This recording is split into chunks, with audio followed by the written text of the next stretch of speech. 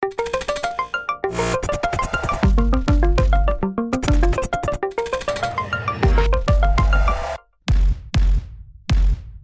to the Marketecture Podcast. I'm Ari Paparo. I'm joined today by Eric Franchi and Brian Morrissey of the Rebooting.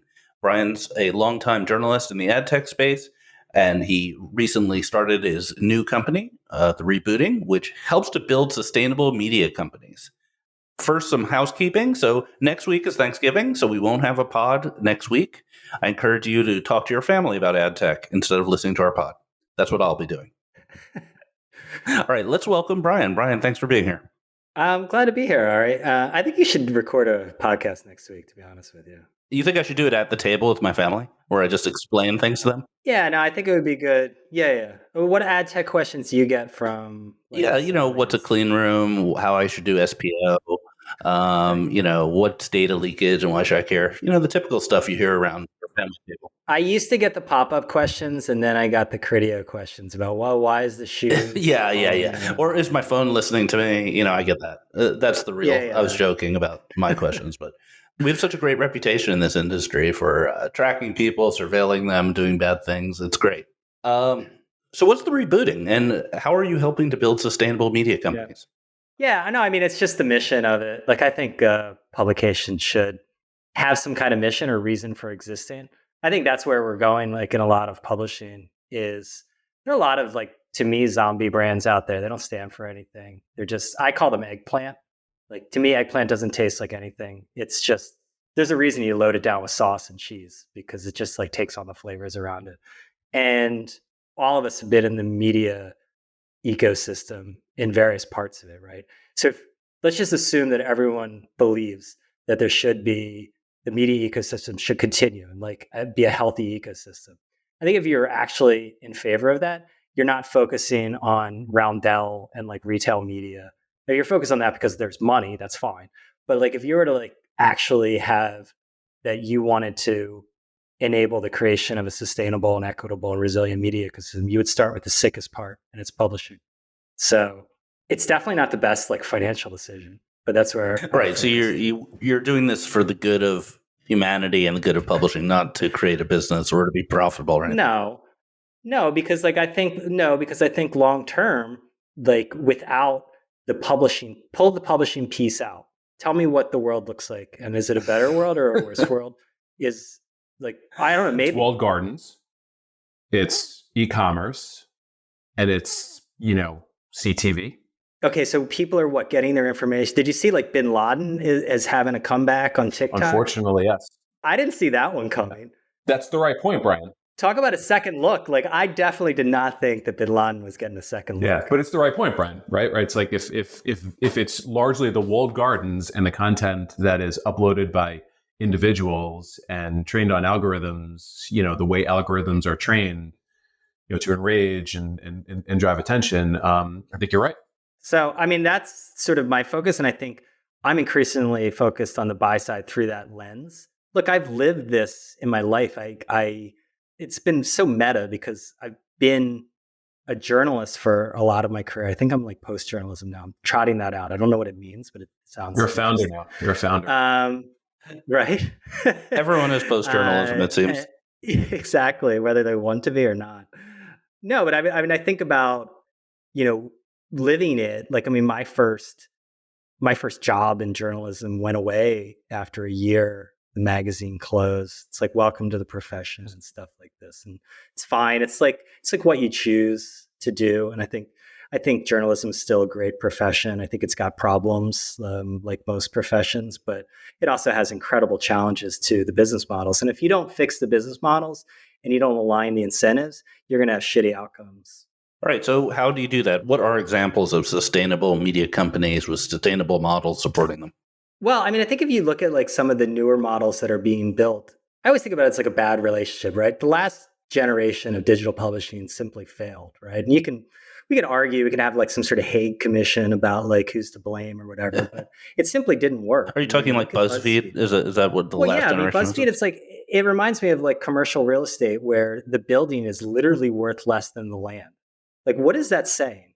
I mean, that says that that's a bad investment, right? And so I don't know anyone who would go and try to redo that. So if you look at whether it's the pucks or the semaphores or punch bowl, they have different models. They're smaller models. My sort of tagline is more with less, because I think publishing is going to be more with less.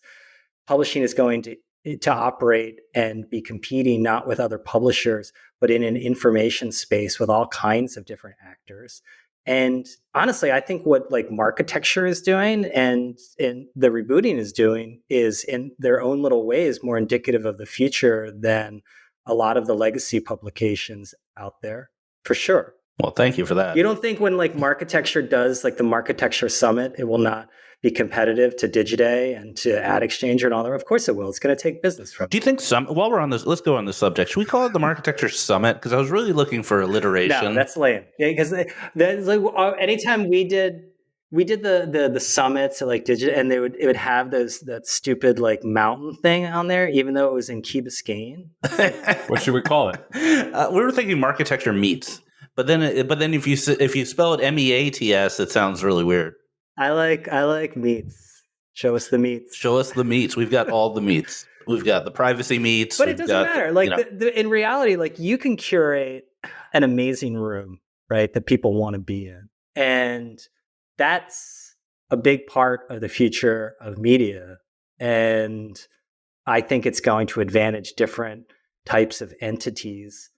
And so, yeah, I think Marketecture is an important part of the future of media. Well, absolutely. I'm going to get my blue blazer steamed this weekend. Are you still rolling in the chinos, or are you doing jeans? Oh, jeans. I made a pledge to myself several years ago to never wear slacks again, and I've held firm on that one. Eric, you were going to say slacks? I think it's referred to the ad tech tuxedo, and I'm pretty sure Brian actually named it. That's what's held me back on events, because I feel like I can't do a 5 dudes, or now it's 4 dudes and 1 woman in blue blazers on stools. So I have an innovation for Marketecture Meets. I am actually working on this. One of the innovations is no stools. I'm going to make people stand. I did that. Dude, you're stealing my innovations. Yes. Digiday now has gone back to they've tried to erase my legacy by bringing back the chairs. What about if I do treadmills? Like Joanna Coles. That was like every Joanna Coles profile like made sure that they mentioned that like she does meetings like on her walking treadmill. No, but I want a panel. I want a panel on a treadmill. I'll come out of. I've retired from moderating panels, but I'd come out as long as we crank it up. But you're like a marathoner. You'd have no problem talking. I'd have a hard time talking while I'm going up on a 10% incline. I got to get in shape for this Marketecture Meets coming up. So number one way to of the new model is keeping it lean. So having less salaried journalists compared to the amount of content coming out. That makes total sense. What else is sustainable? What other technique?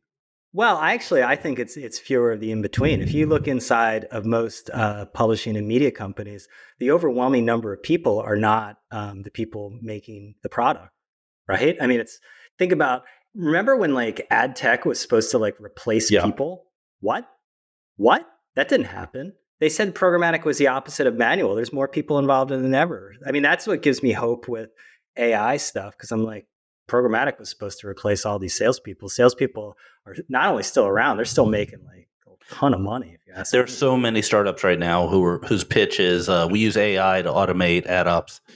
And I just have to wonder is like, maybe ad ops doesn't exist, and that's what the AI does. No, but I think like you're going to have to do more with less. This is a shrinking. The publishing industry is shrinking, and the changes going on right now are structural. They're not cyclical. And I don't see anything. I don't see any reversal on the horizon. So I personally believe that being lean is incredibly valuable, and that basically the scale that was a competitive advantage or was presented as a competitive advantage is now an albatross. So that's the cost side. What about the revenue side? What is the future of the proto publisher that thrives? What does the revenue side look like? Advertising is still going to be an important part of just about every single publishing model. But let's look at what publishers are doing well with advertising as a model. Okay, it is in areas that they are protected. So for instance, Washington, D.C. is a hotbed of sustainable media. Who would have thought? I mean, Washington, this is always a backwater. And the reason is because Axios, Punchbowl, Politico, Semaphore, they're all feeding at the same trough. And that trough is people trying to influence regulators and government. In this situation, Google and Facebook and Amazon, they are not your competitors. They're your biggest customers. Choose areas like that. That's a good area. The problem is there aren't many areas like that. Jay Penske was smart in that he went to the for your consideration ads area and mopped that up somehow. And that's another really lucrative area. It's not very big. But the idea that you're going to compete on data and like one-to-one targeting with Amazon, with Target, with Google, with Facebook, with Amazon, like that's ridiculous. Publishers are not going to be able to do that. So that's why they're going into things like events and activations, and they're becoming like ad agents. What about subscriptions? I mean, The Athletic was acquired by the New York Times. Wirecutter was acquired by the New York Times. Is it? That wasn't subs, though. That was commerce. Right. Okay. Right? It was affiliates. Yep. So what other models are working in that area? I just think of like subs are part, they're a piece of the puzzle. I did this like executive dinner last night for people who lead subscription programs, and the reality of subscriptions is the same. Like it's a matured industry. The numbers go up phase is over. And now it's into optimization and the hard yards. And it's not about 30% subscriber growth. It's about ARPU. Okay. And that is a different situation. You're not going to $1 Cyber Monday offer your way into a sustainable subscription program. Those things were always about like optics and almost vanity numbers at the end of the day. 80% of the people would churn first month. People are going to they have to get rid of like a lot of these monthly subscriptions.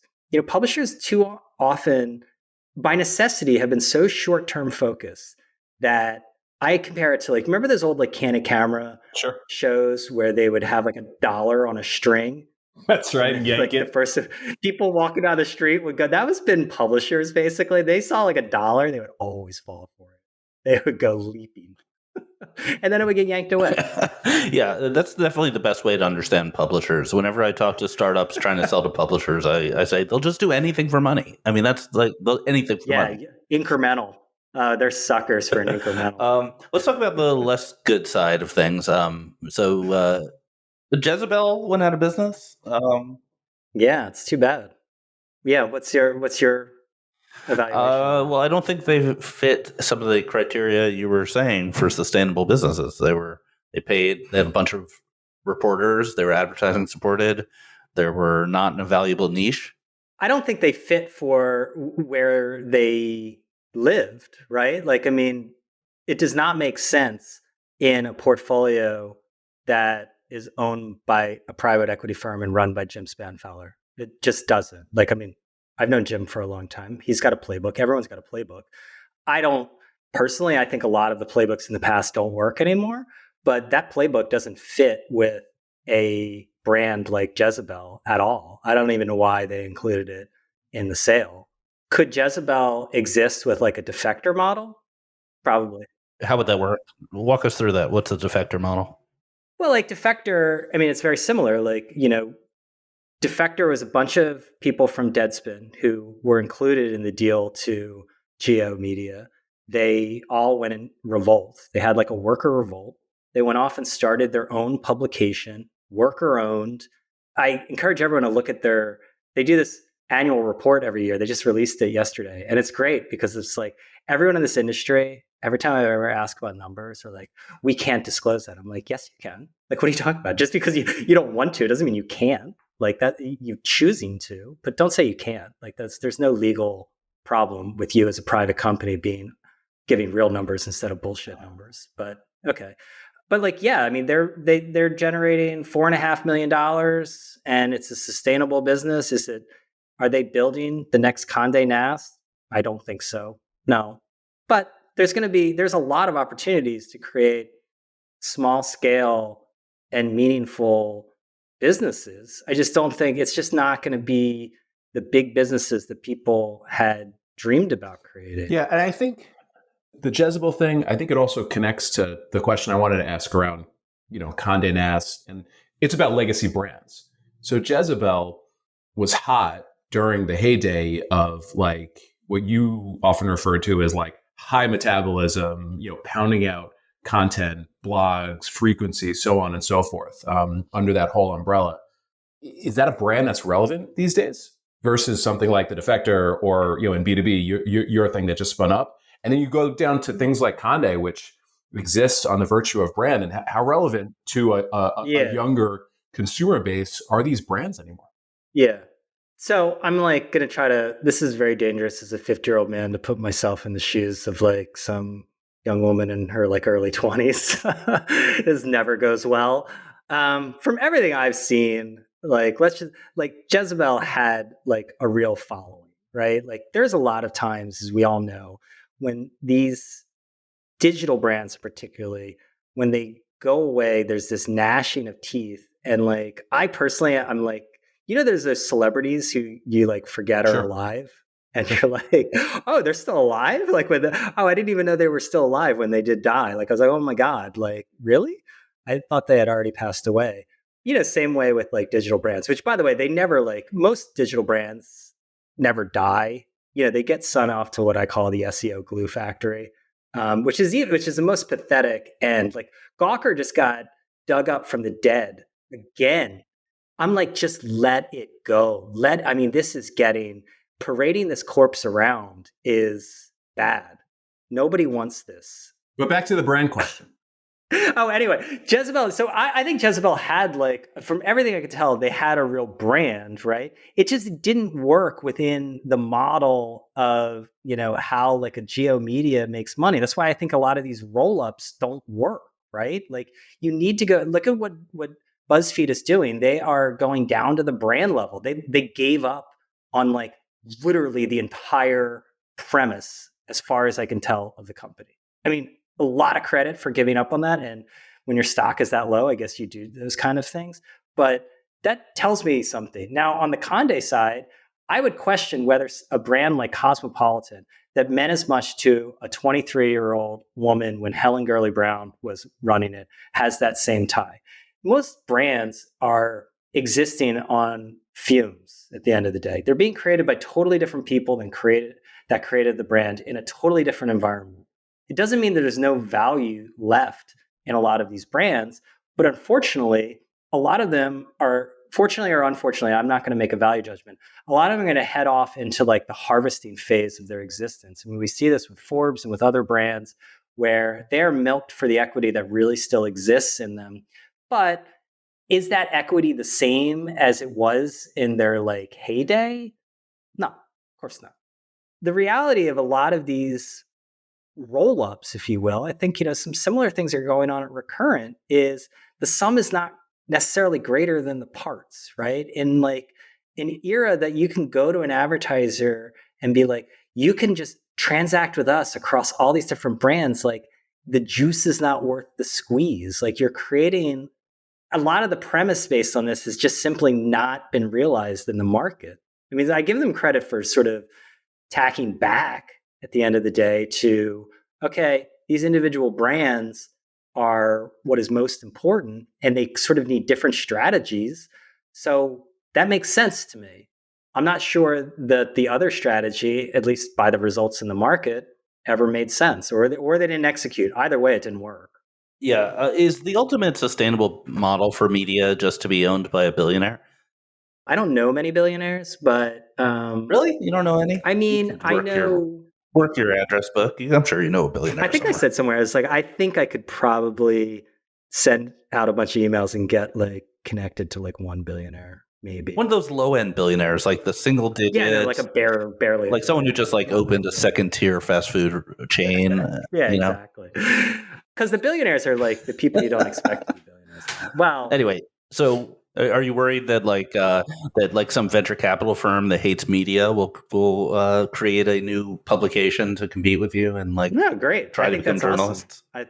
I welcome it. Like, why not? Because I think, look, the nature of media is changing quite a bit. And that's why I was actually being serious that I think like architecture and even what I'm doing are part of the future of it is that, there are going to be all sorts of new entrants. And the idea, there's too many people within the publishing industry, particularly, that want to go back to the past, right? There's just too much nostalgia for this time when they controlled distribution. They had a ton of unearned advantages. Well, guess what? You got to compete every day for attention. You got to compete for credibility, and you got to do it like in like a Mad Max like environment of this information space. So I think it can be really good and exciting. And I think that a venture capital firm can start a publication. You can start Marketecture. I could just peel off and do the rebooting, and everyone gets to compete out there for attention, credibility. It's great. While we're talking about the tech giants, there's been a lot of news that the traffic that they're sending is on a pretty precipitous decline. And this is relatively recent, like over the last 3 to 6 months. Is this the final nail in the coffin for sort of free traffic?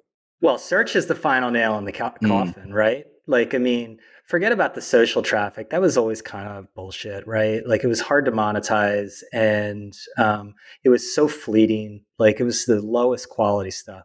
Search has like real intent and is like really profitable traffic, particularly when we talk about commerce in quotes. It's really affiliate. And just like the pivot to video was a pivot to Facebook, commerce/affiliate is SEO. It's part of an SEO strategy. And Google has what I believe the VCs would call like an orthogonal threat on its hands with ChatGPT. And they're going to have to make a lot of changes, and they're already making changes, and they're accelerating. They're keeping people on their page. 0-click searches are like over 50% on mobile. That's not going to go down. That's only going to go up.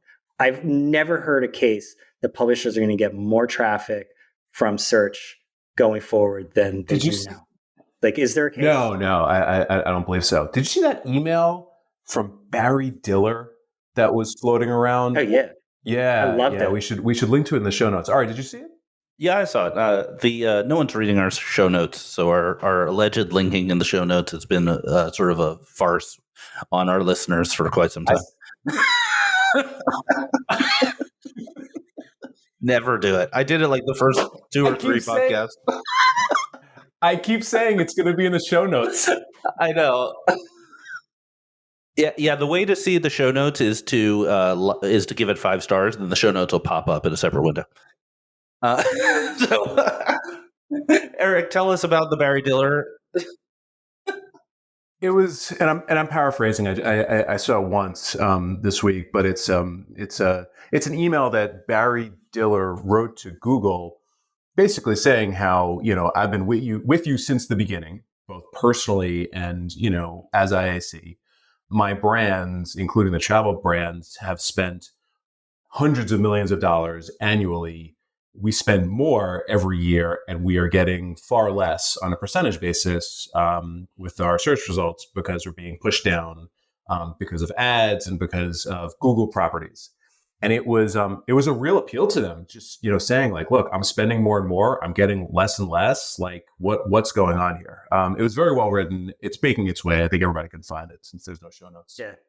So this is I'll actually quote from, and Cool. This is what he wrote this to Philip Schindler, the chief business officer at Google, who probably was like choking on his quinoa salad when he read this. He said, from 2015 to 2019, 5 years, VRBO has received the same amount of visits, some 500 million from Google. The visits never much changing from year to year. Yet the money VRBO has paid to Google has doubled every year, going from 21 million, almost 300 million over those 5 years. Incredible, no? It is incredible, and I'm sure the Google. I mean, come on. How is this not like a dominant marketing position? Like, I'm like, this is, to me, it's closer to like owning. I always compare it to like owning a parking lot, like at a resort next to the beach. Like, okay, yeah, it's not hard to make money off that. And when you control the distribution for the open web, Google never gave guidance because they never had to give guidance, because they could just turn the knob and they could have the results. I think the original sin in Google's march to dominance was when they won that lawsuit. I forget against who, but it was around the branded keywords that basically they were allowed. Oh yeah, I covered that, man. I was all up. Who was the complainant? It was a Brooks Brothers was always pissed about that. They're like, we got to bid on like non-iron business shirts or something that they had trademark. And they're like, there's no way that you could have trademark terms. And Google was like going back and forth at the time. And then they started to get the MBAs in and they're like, dude, we just got a lawyer up. There's too much money.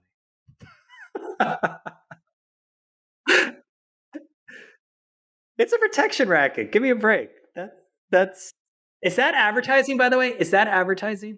It's advertising the same way the Yellow Pages used to be advertising. It's the exact same thing. It's a directory, and everyone uses it. And consumer, as has been shown in the antitrust trial going on right now, consumers won't switch. No matter what you do, consumers won't switch. So they're going to enjoy their monopoly until the technology changes, like voice or something like that, that it's possible to switch. It needs to be such a different experience that consumers are willing to try something else. As long as it's a box that you type words into, Google's going to be dominant. With that, let's take a quick break and come back and do News of the Week. So while we're talking about this whole thing about news apps, news getting traffic from search, there was the latest totally idiotic study from, I believe, Columbia, that's saying that Google would owe publishers $10 billion a year to get all of their news. And this study basically assumes that Google is making money on news, which it's not. It assumes that publishers don't want the free traffic, which they do. And it assumes Google would continue to, operate their news business if they had to pay $10 billion a year, which they would not. And I'll just sum it up. Benedict Evans, the analyst, said on Threads, the level of self-delusion in this is astonishing. They just made up the numbers and insisted they are real. So that's my little tirade. Brian, what do you think about this, like, Google should pay for news links thing that comes up every once in a while? I mean, it always comes up, right? Like, I mean, I think there's always, to me, like, I remember like so many years ago, be like people like demanding you stop backlinking to us. It's, what are you talking about? Have you met the internet? I mean, to me, it's leverage and like a legal battle. This is not any different than any kind of study, in quotes, that's ginned up because of some regulatory dispute.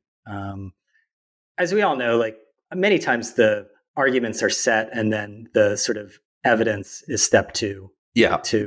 That's just the reality. I mean, so you just plug in something that fits your argument. And if this fits the argument, great. And, the reality is there's going to be a lot of legal battles that are coming with AI search and LLMs and training the data on that. I think in general, just like nobody is ever going to pay people for their data. I think you've probably made this point like a million times, right? Like, I mean, people's data is never nearly as valuable as they think it is. And unfortunately for publishers, most publishers, leave aside the Bloombergs in particular, unique data sets and stuff, their general, content is not as valuable as they think it is.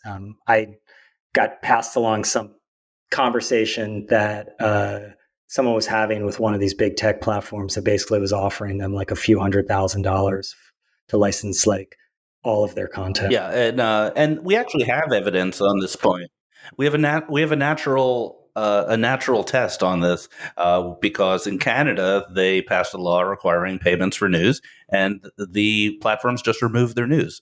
Well, that's because there's just a lack of leverage in all parts, and I think that's why these antitrust actions are, both interesting but really difficult. In that proving consumer harm is almost impossible, right? You get free access, and people love Google and everything. And if publishers, for instance, do not want to participate in the search index, there is a pathway. It's called, no follow, that they can do this. It's fine. Remove your stuff from the search index. Go ahead. Look, Reddit is threatening to do it. The reality is the kind of leverage that Reddit has is extremely different than like some newspaper has no leverage. Exactly. So 2 weeks ago, we had Tom Triscari on, in addition to talking about his musical about programmatic, which I'm still looking forward to. He also made some points about the trade desk being sort of priced for perfection. And lo and behold, the trade desk's earnings came out last week, and they gave mild guidance about next quarter. It really wasn't even that bad. And their stock went down almost 30%. It's back a bunch since then, but it seems a bit more precarious, having taken one body blow. Eric, do you want to, any thoughts on the trade desk and its valuation, how that affects startups, how people think about it? Yeah, it's still up like a ton, right? Which I think is the most important thing. But kudos to Tom, he absolutely nailed it. Taking a step back, it was up 25%, year over year. Based on the quarterly results, they just said that they saw some softness in October with a couple of key segments like autos and one or two others that made the outlook for Q4 at this time kind of murky. And everybody took that as like an oh my god moment, but it seemed to be more of a hiccup. I don't think this has any impact on startups. Definitely, if you're priced for perfection, you have to be perfect. Other trade desk news just came out today that Kroger, the retail company, is making its data available in Trade Desk. The press release said it was exclusive to Trade Desk, but the press release said it was, quote, starting exclusively with the Trade Desk. So it sounds like the Kroger data is going to be available in multiple DSPs. But the Trade Desk got a running start at that, which kind of reinforces the Trade Desk's approach of bringing in a lot of retail data and making it kind of the place for offsite retail activation. I'm not sure there's that much more on that story. It's just kind of a noteworthy additional development. Eric, you had put on the show notes about Amazon selling cars online. With Alexa integration. What's going on here? He tweeted this like right before the pod, so there hasn't been too much news as of this recording.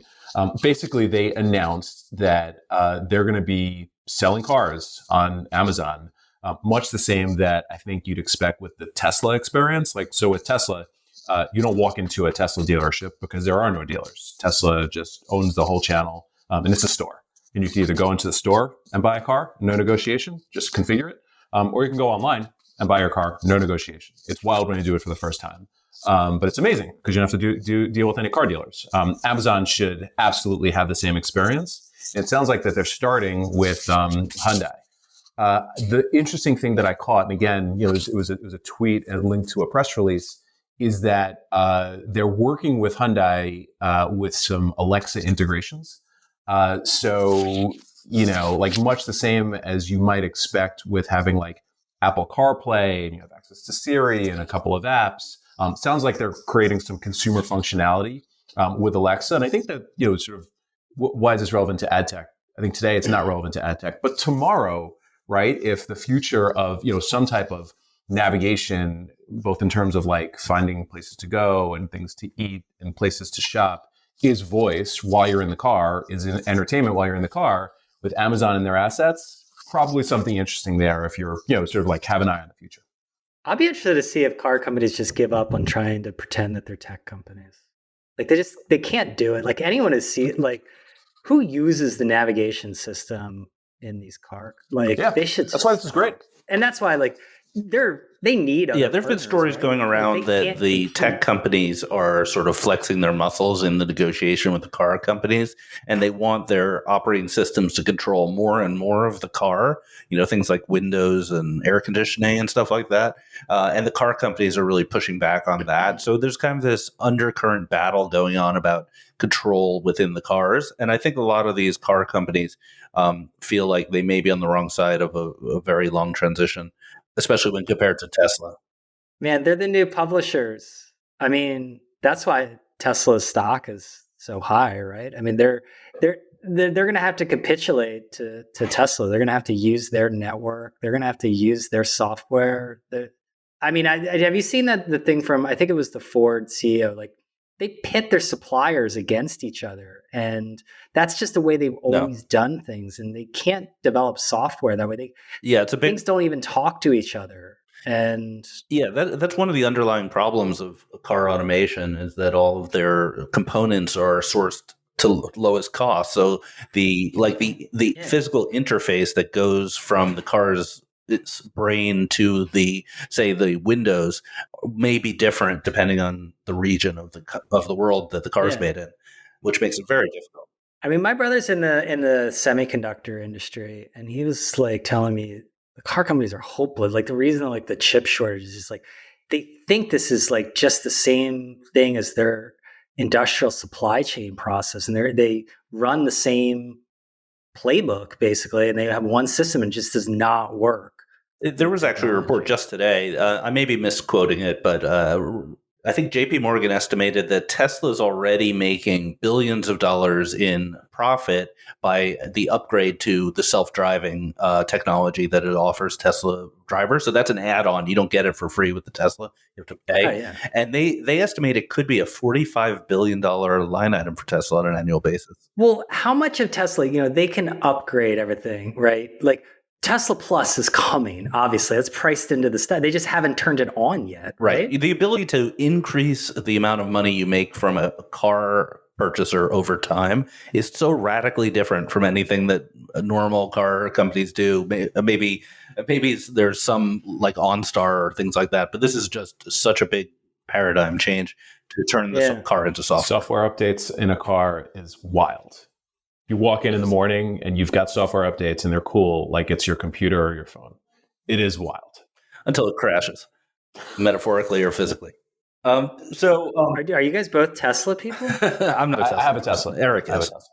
Yeah, he's a. Okay. I don't know if you know this, Brian, but Eric is a venture capitalist. I know. No, he's got a vest on. I know that. And there's a pretty high correlation with Tesla ownership. He does have a vest on, by the way, but it's an undertone vest. So this is the story that I think is by far the most important ad tech story I've heard recently, and no one's talking about it, which is YouTube has started blocking ad blockers. And why is this a big story? Well, because the number one reason people install ad blockers is actually to get rid of YouTube ads. Ad blockers tend very young. The people who install them are much younger, much more interested in gaming and video. And I've seen numerous reports saying YouTube is the victim of the ad blockers. Why is this a big deal? Well, first of all, YouTube can move the market. Like them by not allowing people to watch videos with an ad blocker on, they're going to cause some change. We don't know what the change is going to be, but they're going to cause a big change. Secondly, this could have a really big impact on YouTube's revenue.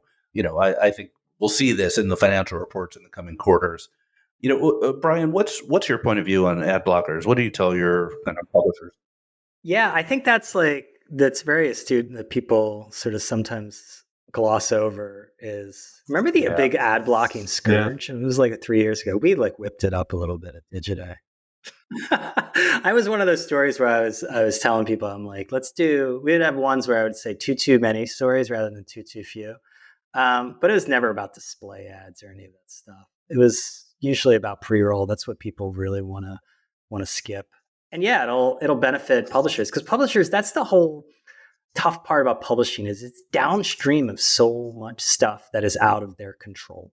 Even with AI or with ad blocking, it's someone else has control over something that impacts materially and severely their business. And so, but without distribution control, I don't understand how publishers can get control of their businesses back.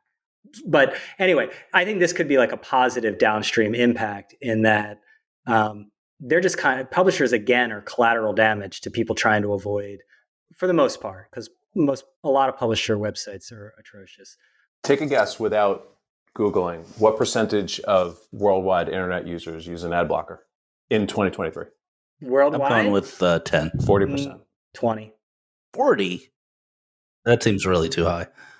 A little history here, which is the leading ad blockers all actually have revenue deals with Google. It's called the Acceptable Ads Program. And that allows people with ad blockers to see some ads, including search ads.